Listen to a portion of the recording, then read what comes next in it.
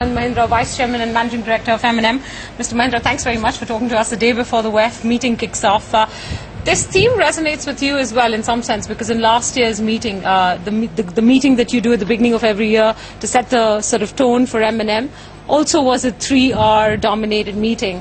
What does it mean to be able to rethink, redesign, rebuild in your context at M&M for the next decade? I'm not talking about this year or the next 2 years, but this decade is going to be characterized by a very different global economy as opposed to the last decade. What kind of work does that set out for you?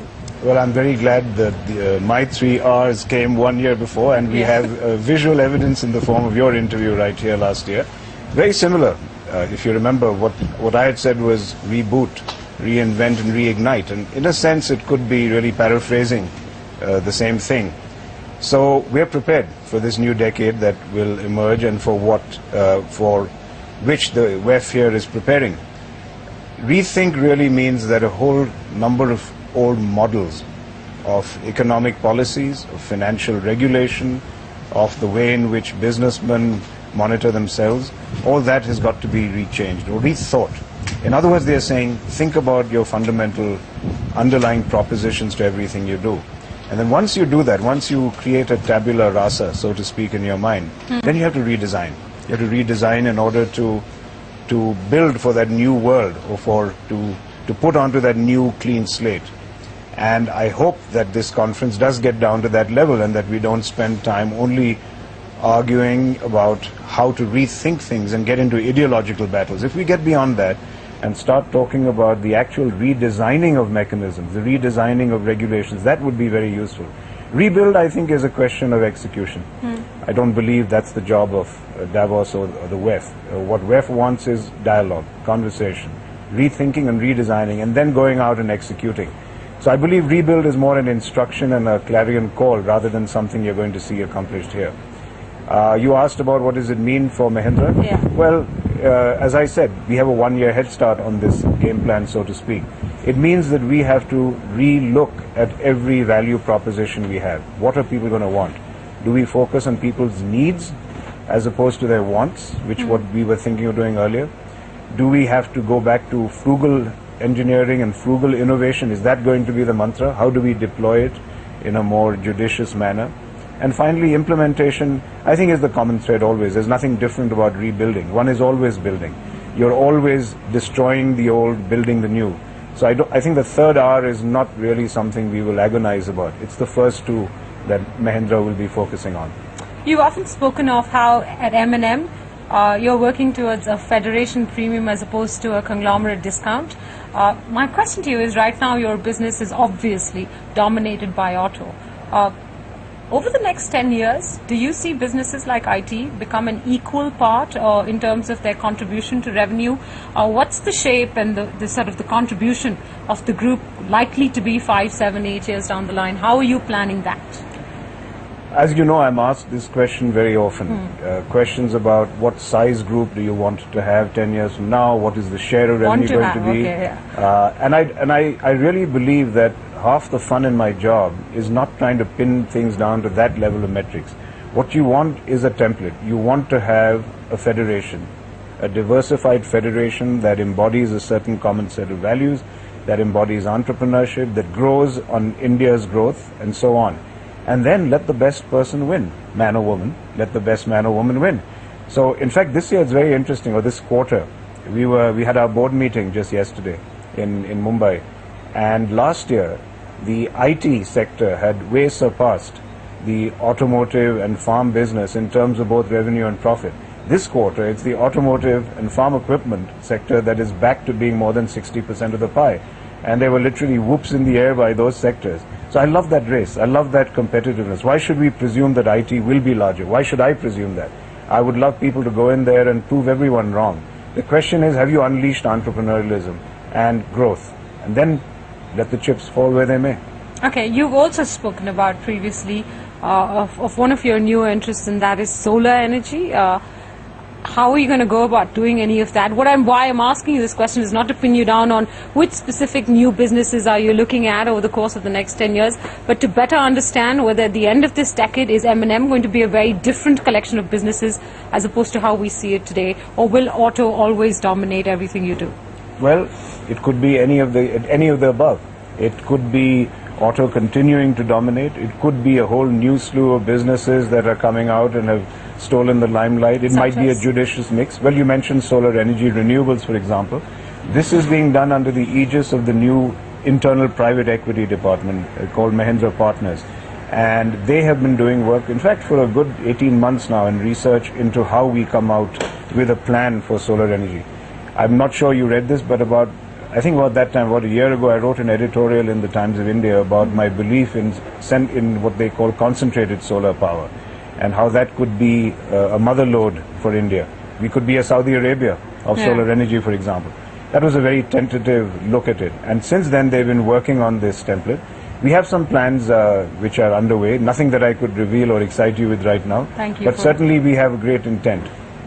But when you say great intent, can you tell us how is this? I mean, how is it going to work? Are you at M&M going to start up another company or business that is actually going to go about the business of putting up solar power plants? Or are you just going to seed fund ventures that you think are exciting in the renewable space? Is this going to become a revenue line for M&M or an interest space? I hope there's nothing I'm doing that won't become a revenue line for M&M. Otherwise, I should probably have my salary reduced. So I certainly think that if we spend that kind of time, there should be a revenue line and very, very positively a profit line as well.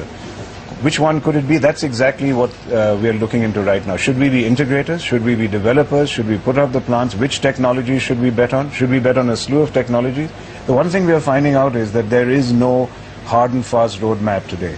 There is no, even within CSP, there is no specified technology. PV, which looked like it would be falling behind, suddenly is catching up again with thin film technology. So it's a very interesting field, and what we are looking at is how do we play in this field? How do we become initiators of projects and exploit the natural advantage that India has? As I said, there is no algorithm we've come up with yet, and we'll share it the moment we have one. So solar energy is one. What else interests you that could potentially become a whole new business for M&M in the course of this next 10 years? Well, you know, the reason we've set up Mahindra Partners is so that we can explore all these new avenues. The thing that I found is that with relative success comes deal flow. When you demonstrate that you can create a viable model of spawning new businesses, that when you can maintain your value system and your reliability while doing that, then you get a number of technologists, companies, overseas companies coming to you to look at how you can do business. So every day there's new deal flow. Which one of these will become something that M&M will bet on and will become a big business, I really don't know.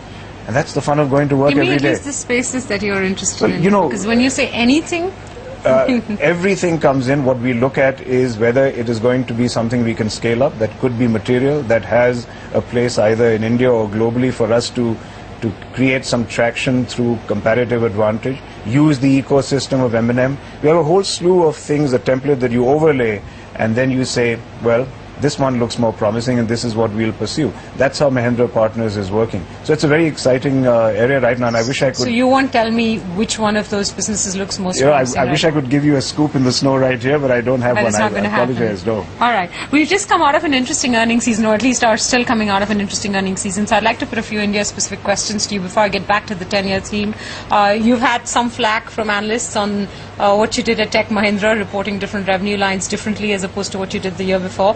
But like you said, autos come back, and even then in auto, I think there was some disappointment because the expectations were much higher, but raw material costs seem to have caught up a bit. So you want to characterize what you think this year is likely to be for the Indian economy and for your different businesses?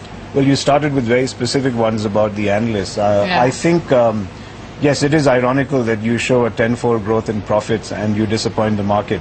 But I think there certainly we have to do some soul searching as to how does one interact with analysts and better manage expectations within a governance framework. Are you referring to the auto numbers? I'm talking the auto numbers. Auto numbers. Because the analysts were simply ahead of the curve in terms of what they were expecting. As you know, we are very, very jealous and we guard our reputation for integrity and governance very strongly. And so the question is, how does one let analysts understand the changing nature of the business model or in that particular quarter? There were, for example, which we did talk to analysts about, there was an ex gratia payment that was done for 2 years as opposed to 1 because of a negotiation that was done with the union. There was octroi refund last year which perhaps was not taken into account. So you could easily narrow this down, and then you come down to the fact that raw material costs were a little higher in the quarter. So given that we are a company that doesn't issue forward-looking statements and has to be uniform about that, it becomes difficult to manage expectations in the appropriate way. I think when analysts drill down our results, they will see that we're still on a good wicket. As far as Tech Mahindra is concerned, I don't want to leave it as just reporting revenue line differently as if we changed accounting rules. I think they were they tried to elaborate very quickly on that what they did was with BT and with other clients, and specifically, there was a changing requirement in terms of the contracts. So as Bharat explained to the analysts, when you change your revenue, when you change your model and you're going to change prices, that's why the revenue line changed. I can understand a little bit of concern, but once again in Tech Mahindra, I think when they drill down, I think they will see that we put up a fairly robust performance in trying times.